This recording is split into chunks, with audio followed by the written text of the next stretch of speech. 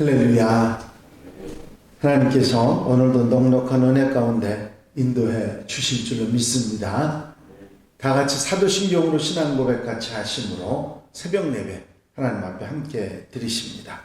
전능하사 천지를 만드신 하나님 아버지를 내가 믿사오며 그의 아들 우리 주 예수 그리스도를 믿사오니 이는 성령으로 잉태하사 동정녀 마리아에게 나시고 본디오 빌라도에게 고난을 받으사 십자가에 못 박혀 죽으시고 장사한 지 사흘 만에 죽은 자 가운데서 다시 살아나시며 하늘로 오르사 전능하신 하나님 우편에 앉아 계시다가 저로로서 산 자와 죽은 자를 심판하러 오시리라. 성령 믿사오며 거룩한 공예와 성도가 서로 교통하는 것과 죄를 사하여 주시는 것과 몸이 다시 사는 것과 영원히 사는 것을 믿사옵나이다. 아멘. 할렐루야. 오늘 함께 보실 하나님의 말씀은 여호수아 15장 1절로부터 19절까지 말씀입니다. 여호수아 15장 1절에서 19절 말씀까지 한 절씩 교독하시겠습니다. 또 유다 자손의 지파가 그들의 가족대로 제비 뽑은 땅의 남쪽으로 에돔 경계에 이르고 또 남쪽 것은 신광야까지라.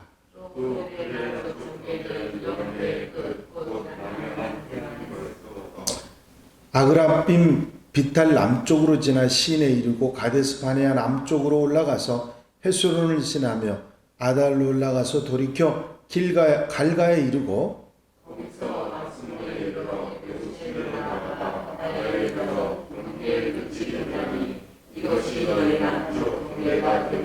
그 동쪽 경계는 여메인이 요단 끝까지요 그 북쪽 경계는 요단 끝에 있는 해만에서부터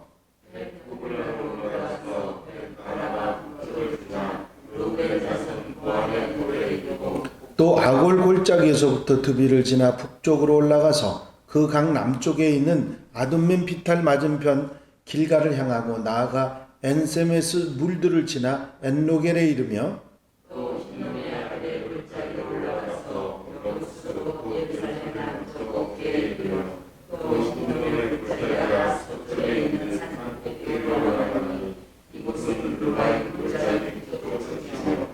또 이 산꼭대기에서부터 넵도와 샘물까지 이르러 에브론 산 성읍들로 나아가고 또 바알라 곧 기럇 여아림으로 접어들며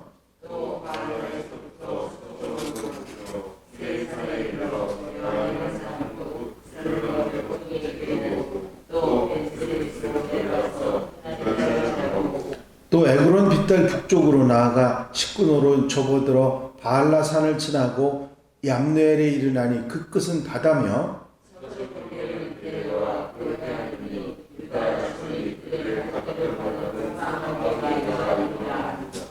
여호와께서 여호수아에게 명령하신 대로 여호수아가 기럇 아르바 곧 헤브론을 유다 자손 중에서 분깃으로 여분나의 아들 갈렙에게 주었으니 아르바는 아낙의 아버지였더라.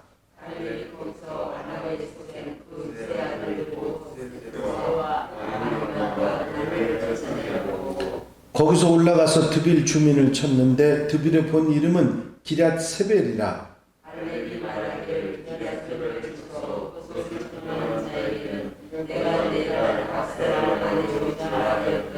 갈렙의 아우요 그나스의 아들인 온니엘이 그것을 점령함으로 갈렙이 자기 딸 악사를 그에게 아내로 주었더라.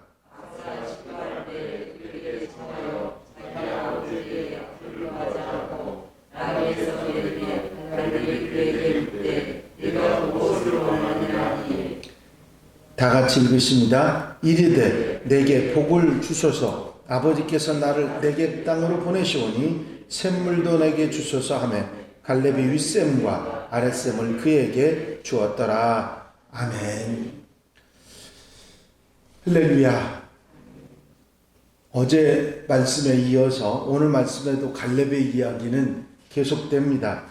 이 갈렙의 이야기는 가나안 땅 요단강 서편 땅을 처음으로 분배받은 유다 지파의 그 기업의 이야기 가운데 나오는 이야기입니다.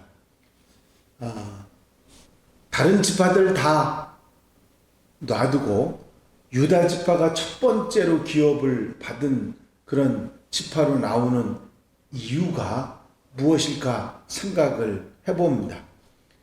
유다 지파가 첫 번째로 기업을 분배받았다는 이야기는 유다 지파가 어느 지파보다도 인정을 받은 장자의 축복을 받은 지파라 그렇게 말할 수 있을 것입니다. 아시는 대로 유다는 장자가 아닙니다.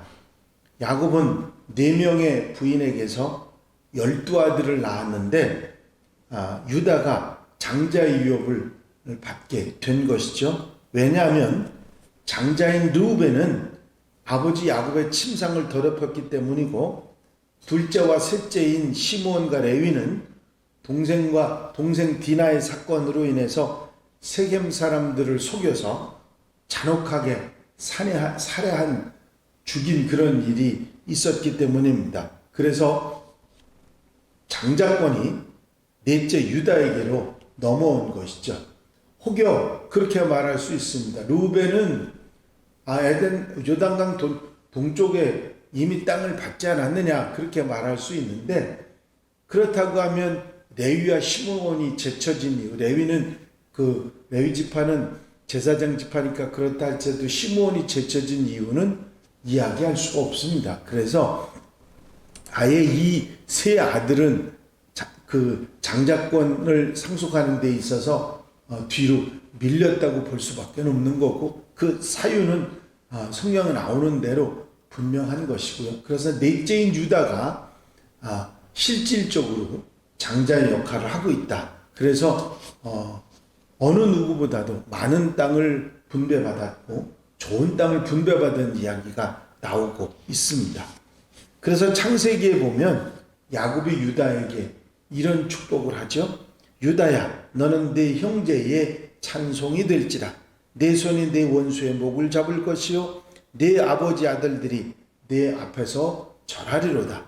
규가 유다를 떠나지 아니하며 통치자의 지팡이가 그 발 사이에서 떠나지 아니하기를 실로가 오시기까지 이르리니 그에게 모든 백성이 복종하리로다. 야곱이 유다에게 축복한 이야기입니다. 모든 형제들이 너에게 절을 할 것이다. 그때부터 장자의 예언이 되었다 그렇게 말할 수 있을 것입니다. 하나님께서는 야곱을 통해서 유다에게 장자의 복을 약속하셨습니다. 1절부터 12절까지 내용은 유다가 차지한 기업들을 쭉 열거하고 있죠. 유다가 차지한 지역은 베델에서 브엘세바에 이르는 남쪽의 산지입니다. 여기에는 예루살렘, 베들레헴, 헤브론 아주 중요한 그런 도시들이 포함되어 있지요. 이 지역은 이스라엘 역사의 가장 중심 무대 지역입니다. 120개의 성읍들이 있었는데 많은 역사적 사건의 무대가 된 그런 곳입니다. 그런데 13절 15절에서 유다 지파의 기업을 기록하면서 갈렙의 헤브론 사건을 다시 기록해 주고 있습니다. 그 이유는 무엇이겠습니까? 갈렙은 장자의 축복을 누리는 신앙인의 모델로서 앞장서서 순종하는 믿음의 사람이었다 하는 것을 다시 한번 강조하고 있는 것이죠. 사실 유다 지파가 장자 지파가 될 수 있었던 것도 서열상 넷째 아들이기 때문이 아닙니다.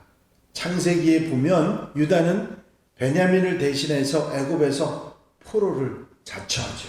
그런 책임 있고 헌신적인 신앙인의 모습으로 나타나 있습니다. 오늘 갈렙도 마찬가지입니다. 책임 있고 헌신적인 모습으로 헤브론으로 나아가서 아낙 자손을 무찌르고 헤브론을 차지한 것입니다. 본문 14절에 보면 아낙의 소생이었던 세 아들 세사와 아히만과 달마를 쫓아내었다고 말씀하고 있습니다. 그래서 쫓아내었다고 하는 이 말은 살려줬다는 얘기가 아니고요, 뿌리 뽑았다고 하는 의미로 완전히 진멸했다고 하는 그런 말입니다. 정말 힘든 싸움이고 거인들이고 자기 힘으로 물리칠 수 없는 그런 사람이었어도 불구하고 갈렙은 온전히 하나님을 의지해서 그들을 다 물리칠 수가 있었던 것입니다. 이어서 갈렙은 헤브론은 정복으로 끝나지 않고 15절에 보면 드빌을 정복합니다. 드빌은 서기관의 성읍이라고 하는 뜻을 가지고 있는데 본래 이름인 기럇세벨은 체계 도시라고 하는 의미를 가지고 있습니다. 성경학자들은 이 도시에 가나안 사람들의 대학이 있어서 마치 그리스의 아테네처럼 젊은이들을 교육시키는 곳이었을 거라고 추측하기도 합니다. 이것은 갈렙이 그 땅만을 정복한 것이 아니라 문화적인 정복도 함께 했다고 하는 것을 의미한다고 말합니다. 갈렙이 이 드빌 전투에서 딸 악사를 주겠다고까지 한 것은 그만큼 전투가 쉽지 않았기 때문일 것입니다. 사실 여호수아가 갈렙에게 허락했던 곳은 헤브론입니다. 드빌까지 가지 않아도 됐어요. 그러나 드빌은 유다 지파에게 할당된 곳이기 때문에 가장 어려웠던 헤브론에 이어서 드빌까지 책임지고 정복을 했던 것이죠. 그것을 때문에 자기 딸 악사까지 아내로 주겠다고 그렇게 말했던 것입니다. 갈렙이 하나님의 명령을 이루고자 최선을 다했다 하는 것을 우리가 알 수 있는 대목입니다. 그런데 이때 그 악사를 아내로 맞이하는 사람으로 온니엘, 갈렙의 아우였던 그나스의 아들 온니엘이 나타납니다. 갈렙의 조카죠. 그래서 온니엘이 드빌을 점령했고 사촌지간이라고 할 수 있는 갈렙의 딸 악사를 아내로 맞이하게 됩니다. 갈렙의 이 모습을 보면서 우리는 우리 신앙 성장에 있어서 가장 큰 걸림돌이 만족하는 데 있다 하는 것을 알 수 있습니다. 갈렙은 헤브론을 정복하는 것으로 만족하지 않고 그는 남서쪽 산지 드빌까지 다 정복하는 자에게 자기 딸을 주겠다고 하는 상을 내걸고 끝까지 자기 사명을 다하는 모습을 볼 수가 있습니다. 이렇게 하나님의 나라는 누군가 희생하고 누군가 그 값을 치를 각오를 할 때 역사가 일어나는 것입니다. 자식을 내어놓는 일이 쉬운 일이 아닙니다. 그러나 갈렙은 하나님의 뜻을 이루어가는데 자식을 내어놓을 수 있었던 것이죠. 근데 악사가 온니엘과 결혼할 때 아버지 갈렙에게 구한 것이 있습니다. 19절에 보면 악사는 내게 복을 주셔서 윗셈과 아랫셈, 셈을 달라고 하는 얘기를 합니다. 그 아버지의 그 딸이죠. 그 당시 최고의 선물은 우물이었는데 우물이 있어야 양을 치고 삶의 터전을 마련할 수 있었던 것이죠. 우물을 준다고 하는 것은 요즘으로 말하면 부모가 집을 하나 장만해 주거나 빌딩을 하나 주거나 그러는 것보다 더 중요한 일이 되었던 것이죠. 삶의 기반을 마련해 주는 것인데 악사는 그것을 말하고 싶었는데 꼭 참고 있다가 내가 내게 무엇을 원하느냐 하고 아버지가 물었을 때 내게 복을 주옵소서라고 말을 합니다. 성경에서 복과 직접적인 연관이 있는 분은 하나님이시죠. 복은 하나님만이 주실 수 있습니다. 아버지 갈렙을 보면서 악사는 무엇을 구해야 할지 어려서부터 알았습니다. 그래서 온니엘이 지혜로운 아내를 얻고자 목숨 걸고 전쟁을 했을지도 모릅니다. 그 후에 이 온니엘이 이스라엘의 최초의 사사가 됩니다. 여호수아 이후에 이스라엘을 이끄는 지도자가 된 것이죠. 오늘 우리가 무엇을 복으로 구하고 있는지를 생각해 보시기 바랍니다. 악사가 구한 것은 샘물입니다. 오늘날 우리가 구할 것은 영원한 상수의 근원이신 예수 그리스도이십니다. 예수님을 구하는 것은 참으로 복을 구하는 것이라 말할 수 있습니다. 요한복음 7장에 보면 예수께서 나는 생명의 근원, 상수의 근원, 상수의 강이 흘러내리는 그런 역사를 말씀하고 계시죠. 악사가 우물을 구한 것처럼 우리도 생수의 근원이 되시는 예수님을 구하고 사는 하나님의 백성들이 되어야 될 줄로 믿습니다. 오늘 본문 가운데 갈렙의 믿음, 갈렙의 희생, 그리고 갈렙의 그 귀한 신앙을 다시 한번 배우고 악사가 구한 것처럼 우리가 구할 것이 무엇인지 늘 생각하고 주님을 구하고 모든 것을 받아 누리는 하나님의 백성들이 다 되시기를 바랍니다. 기도드리십니다.